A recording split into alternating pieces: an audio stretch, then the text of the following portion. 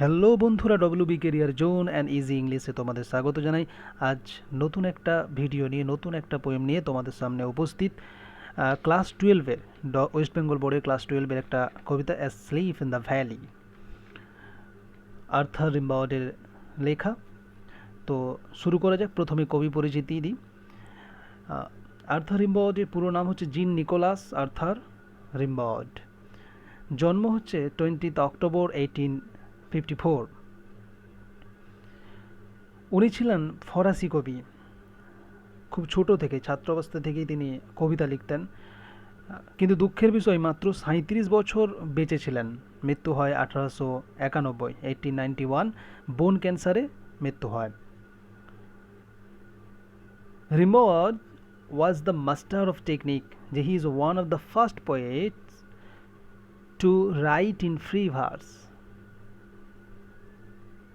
তিনি 15 বছর বয়স থেকে কবিতা লিখতেন, কিন্তু 21 বছর বয়সেই কবিতা লেখা স্টপ করেন। এই কয়েক বছরেই যা কবিতা লিখেছেন তার সৃষ্টি সম্পর্ক কিন্তু প্রচুর। তিনি বিখ্যাত হয়ে আছেন, স্মরণীয় হয়ে আছেন আজও। এই কবিতাটাও যুদ্ধকে কেন্দ্র করে।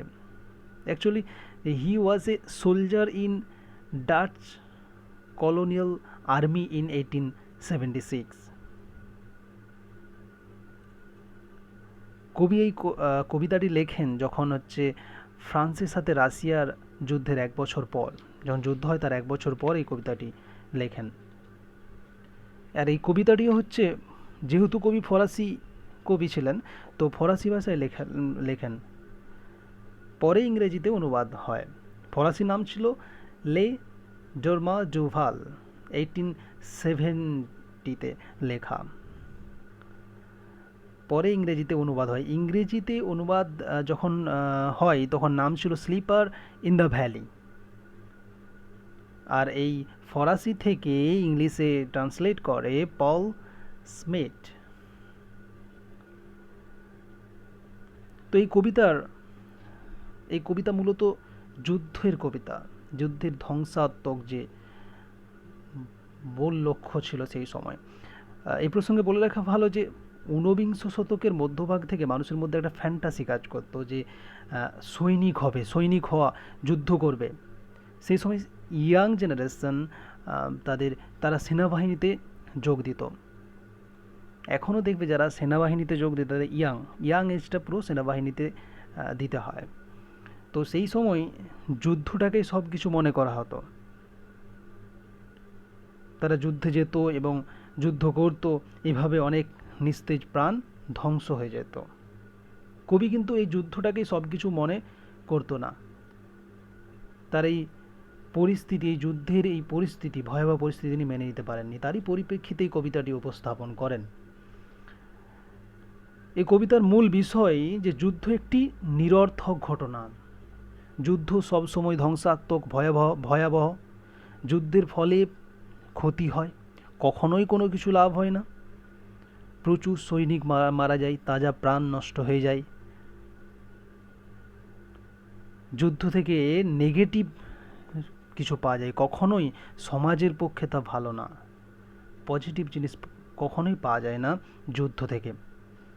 তো এই কবিতাটিও যখন শুরু হবে দেখবে যে প্রথম কয়েকটা লাইন, প্রথম 4 লাইন খুব সুন্দরভাবে প্রাকৃতিক সৌন্দর্যের ব্যাখ্যা করা হয়েছে। নিপুণভাবে ফুটিয়ে তোলা হয়েছে প্রকৃতিকে, সেই উপত্যকাকে, সবুজ উপত্যকা, এবং যেখান থেকে বয়ে চলেছে ঝর্ণা, যা অপূর্ব সৌন্দর্য সৃষ্টি করে এই কবিতায়।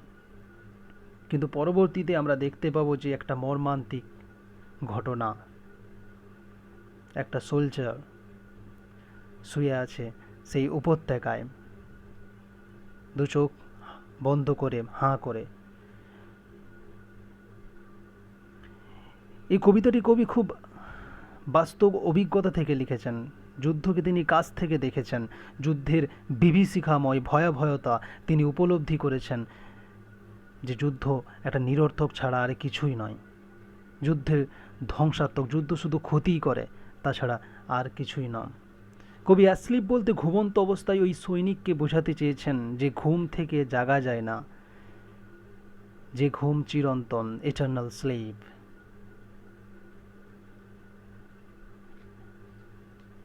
কবি আরও বলেছেন যে স্রষ্টা খুব সুন্দরভাবে নিপুণভাবে সৃষ্টি করে এই প্রকৃতিকে এবং প্রকৃতির মধ্যে সমস্ত কিছু যেগুলা বড় হয়ে ওঠে, কিন্তু তারা যুদ্ধ যুদ্ধ খেলায় মেতে ওঠে বড় হওয়ার পরে, ধ্বংসাত্মক খেলায় মেতে ওঠে, যেটা কবি বিরুদ্ধে গিয়ে লিখছেন। চলো শুরু করা যাক কবিতাটি। Asleep in the valley Arthur Rimbaud. প্রথম 4 লাইন শুরু করা যাক। A small green valley where a slow stream flows and leaves long strands of silver on the bright grass. From the mountain top stream the sun's rays, they fill the hollow full of light. A small green valley where a slow stream flows. বলছে একটা ছোট সবুজ উপত্যকা, small green valley, একটা ছোট সবুজ উপত্যকা যেখানে কি কি হচ্ছে, যেখানে একটি ধীর গতিতে স্লো স্ট্রিম, একটা জলধারা, একটা প্রবাহ বয়ে চলেছে। And leaves long stands of silver on the bright grass. তার পরের লাইনে কি বলছে, যে পাতাগুলি যে পাতাগুলি গাছ থেকে ঝরে পড়েছে, সে পাতাগুলি লম্বালম্বিভাবে পড়ে আছে রূপলি বর্ণের। এই পাতাগুলো যেগুলো খসে পড়ে ওগুলা বিবর্ণ হয়ে গেছে এবং রূপালী বর্ণের মতো পড়ে রয়েছে অন দ্য ব্রাইট গ্রাস, উজ্জ্বল ঘাসের ওপর। From the mountain top stream the sun's rays. পর্বতের শীর্ষস্থান থেকে, পর্বতের একদম চূড়া থেকে সূর্যরশ্মি নেমে আসছে, নেমে এসে কি করছে, দে ফিল দ্য হলো ফুল অফ লাইট। তারা পরিপূর্ণ করে তুলছে ভ্যালির ফাঁকা স্থানটিকে আলো দিয়ে। খুব সুন্দরভাবে প্রথম 4টা লাইনে সে উপত্যকার বর্ণনা করেছে, যে একটা সবুজ উপত্যকা যেখানে একটা জলধারা বয়ে চলেছে ধীর গতিতে এবং পাতাগুলি সেখানে লম্বালম্বিভাবে পড়ে রয়েছে উজ্জ্বল ঘাসের উপর, এবং ওই পর্বতের চূড়া থেকে সূর্যরশ্মি আসছে এবং পর্বতের যেইখানগুলো অন্ধকার রয়েছে সবগুলো আলোয় পরিপূর্ণ করে দিচ্ছে উপত্যকাটাকে। খুব সুন্দর একটা দৃশ্য, মনোরম। কিন্তু আর পরের স্ট্যান্জাতেই ভিন্ন রকম দেখতে পাবো আমরা। চলো দেখা যায়। A soldier very young lies open mouthed, a pillow made of firm beneath his head, asleep, stretched in the heavy undergrowth, pale in his warm, green sun-soaked bed. যে সোলজার, একটা সৈনিক, ভেরি ইয়াং, খুব যুবক, lies open mouth, শুয়ে আছে হাঁ করে, মুখটা হাঁ করে সে শুয়ে আছে ওই উপত্যকার উপর। এ পিলো মেড অফ ফার্ম, একটা বালিশ তৈরি, কিসের ফার্ম দিয়ে তৈরি, বেনিথ হিজ হেড, তার মাথার নিচে, অ্যাসলিপ, ঘুমিয়ে আছে, stretched in the heavy underground, যে প্রসারিত হয়ে নিম্নে বর্ধিত ঘাস জমির ওপর সে শুয়ে আছে। কোথায়? ওই ঘাস জমির ওপর। ইন ইজ ওয়ার্ম, বিবর্ণ হয়ে গেছে উষ্ণ, গ্রিন সবুজ, সানসোক বেড, সূর্যরশ্মি সিক্ত সেই ঝলমলে ওঠা বিছানাটির ওপর। একটা সোলজার ঘুমিয়ে আছে প্রকৃতির কোলে।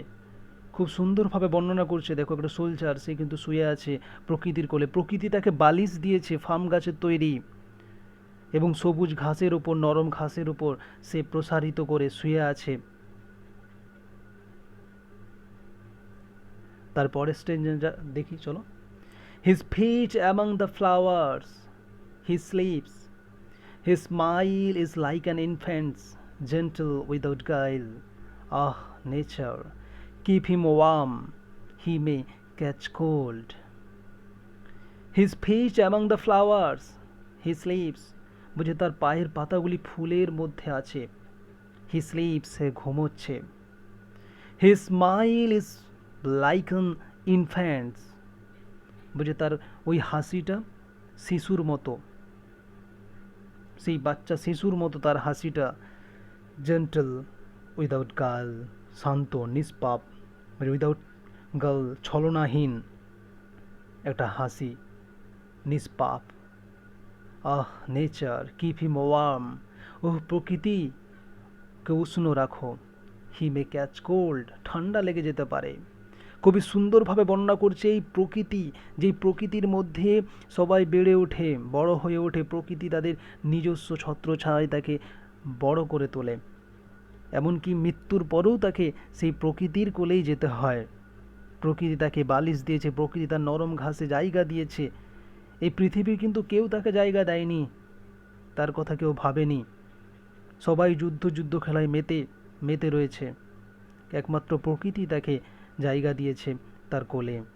তার পাগুলো ফুলের ওপর রয়েছে, সে ঘুমোচ্ছে, তার হাসিটা সরল নিষ্পাপ ছলনাহীন, এবং বলছে যে এক প্রকৃতিকে, এবং প্রকৃতিকে বলছে যে উষ্ণ রাখো, ঠান্ডা লেগে যেতে পারে। এবং শেষ স্ট্যান্জাটা দেখি, the humming insects don't disturb his rest, he slips in Sunlight, one hand on his breast, at peace. In his side there are two red holes. The humming insects don't disturb his rest. Humming মানে গুঞ্জনরত, insects পতঙ্গরা, don't disturb his rest, বুঝলে যে পতঙ্গগুলো গুঞ্জন করে, শব্দ করে, সেই পতঙ্গগুলোও কিন্তু তাকে ডিস্টার্ব করছে না, বিশ্রামের ব্যাঘাত ঘটাচ্ছে না। হি স্লিপস ইন সানলাইট, সে সূর্যরশ্মিতে ঘুমোচ্ছে, সে ঘুমোচ্ছে, তার উপর সূর্যরশ্মি পড়ছে। যে one head on his breast, one hand on his breast, যে তার একটা হাত বুকের উপর,